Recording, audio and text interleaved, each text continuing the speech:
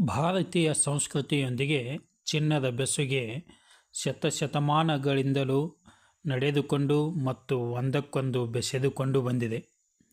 ಸ್ತ್ರೀಕುಲದ ಅತ್ಯಂತ ಮೋಹಕವಾದ ಈ ಲೋಹ ಕೇವಲ ಅಲಂಕಾರಕ್ಕಾಗಿ ಬಳಸುವ ವಸ್ತುವಲ್ಲ ಎಂಬ ಜ್ಞಾನವನ್ನು ಇವತ್ತು ಜೀವನದಲ್ಲಿ ತಿಳಿದುಕೊಳ್ಳುವುದು ಅವಶ್ಯ. ಇವತ್ತು ಗಗನಕುಸುಮವಾಗಿರುವ ಚಿನ್ನದ ಬೆಲೆ ಬಡವರ ಪಾಲಿಗೆ ಚಿನ್ನ ಎಂಬುದು ಕೈಗೆ ನಿಲುಕದ ನಕ್ಷತ್ರವಾಗಿದೆ.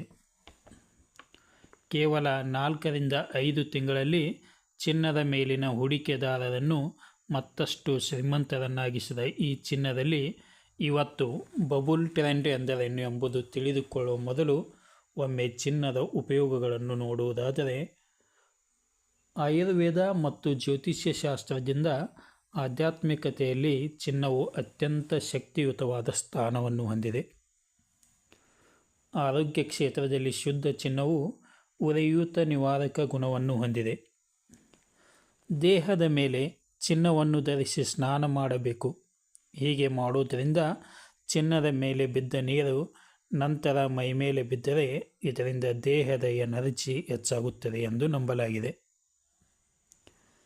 ಚಿನ್ನವನ್ನು ಧರಿಸಿ ಹೋಮ, ಹವನ ಅಥವಾ ಪೂಜೆಗಳಲ್ಲಿ ಭಾಗಿಯಾದರೆ ಇದರಿಂದ ಆ ಮಂತ್ರಗಳು, ಪಾಸಿಟಿವ್ ಎನರ್ಜಿ ಎಲ್ಲವನ್ನು ಚಿನ್ನವು ಆಕರ್ಷಣೆ ಮಾಡಲಾಗುತ್ತದೆ ಎಂಬ ನಂಬಿಕೆ ಇದೆ.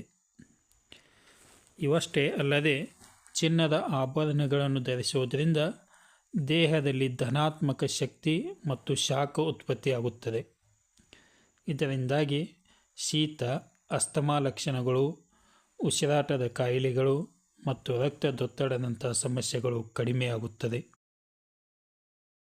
ಇದು ಹೃದಯ ಸಂಬಂಧಿ ಕಾಯಿಲೆಗಳ ಅಪಾಯವನ್ನು ಕಡಿಮೆ ಮಾಡುತ್ತದೆ ಹಾಗೂ ರಕ್ತ ಸಂಚಾರವು ಉತ್ತಮವಾಗಿರುತ್ತದೆ.